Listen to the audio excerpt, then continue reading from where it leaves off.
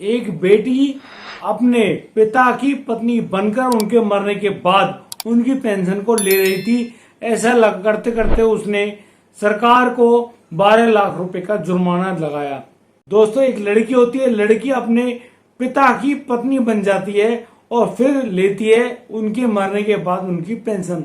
नमस्कार, आदाब, सत श्री अकाल दोस्तों, मैं विषम प्रकाश स्वागत करता हूं आपका हमारे यूट्यूब चैनल किस्से क्राइम पर। दोस्तों, पूरी घटना की जानकारी के लिए बन रही है हमारे साथ वीडियो में अंत तक। और यदि आप पहली बार ये चैनल देख रहे हैं, ये वीडियो देख रहे हैं, तो आप हमें सब्सक्राइब करना बिल्कुल ना भूलें, नोटिफिकेशन बेल को अवश्य दबाएं। दोस्तों, आज का बेहद ही हैरान कर देने वाला मामला ये सामने आया है उत्तर प्रदेश के एटा जिले से। एटा जिले का एक इलाका होता है अलीगंज।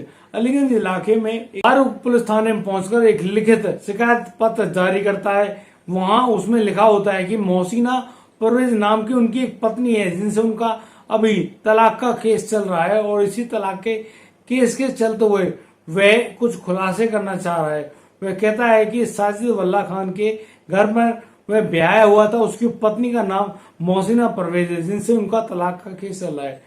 मैं आपको कुछ अजीब और बिल्कुल चौंका देने वाली बात बताता हूं।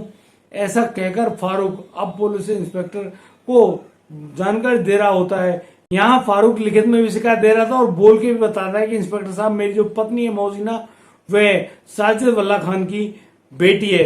दोस्तों, यहाँ पर जो फारूक बता रहा है कि उन साजिद की मृत्यु 2013 में हो गई थी और वो ट्रेजरी जो डिपार्टमेंट होता है किसी भी सरकार का, उसमें काम करते थे और वो एक क्लर्क का काम करते थे। और उनकी तनख्वाह के अनुसार अब उनको करीब 10 से 12 हजार रुपए पेंशन मिलती है। और इसी पेंशन के चलते हुए जो उनकी बेटी है मोहसिना ने उसकी पत्नी बनने का नाटक किया है। यहाँ पर फारूक बताता है कि जो मोहसिना है, मोहसिना की जो माँ है, वे उनके पिता साजिद से भी पहले मर चुकी हैं। और दोस्तों, यहाँ पर उसने तेज दिमाग चलाते हुए अपने पिता की पत्नी होने का झूठा नाटक किया और अपने सभी कागजातों में अपनी माँ साहिबा का नाम दिखाते हुए उसने अपनी फोटो चिपका दी। और फिर उसी फोटो को लेकर सभी डिपार्टमेंट में जाकर वो चेक करा के आई और सभी से लिखवा के ले आई कि वही साहिबा बेगम है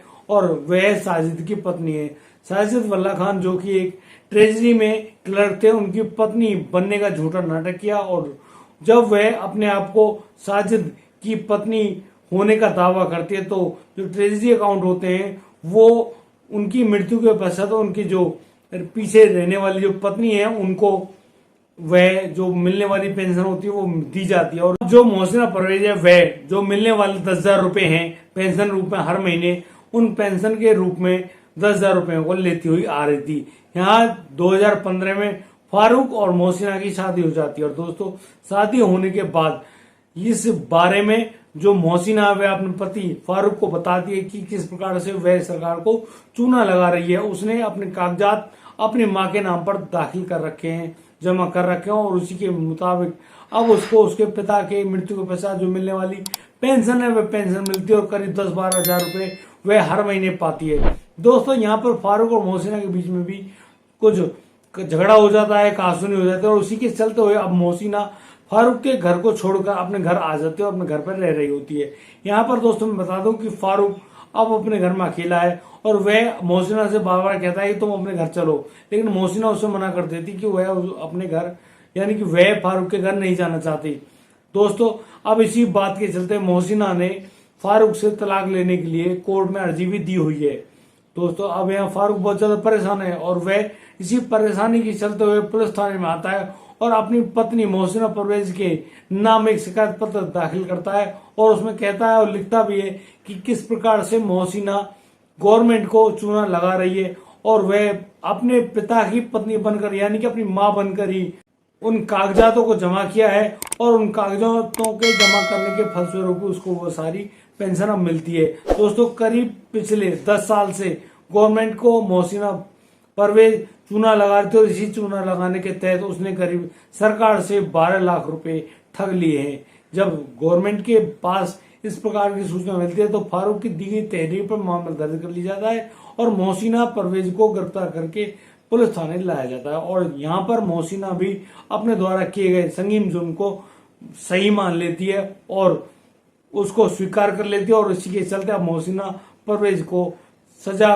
दे दी गई, यानी कि उसको अब जेल में भेज दिया गया है। दोस्तों, कोई भी अपराधी कितना भी शातिर क्यों ना हो, वो कोई ना कोई सबूत तो अपने दिखाई देता है, अपने सबूत दे ही देता है, और उन्हीं सबूतों के चलते उसको फिर जेल और कानून के राह जो भी उनको सजा मिलती है वैसे उन्हीं सजाओं को पाने के हकदार बनते हैं।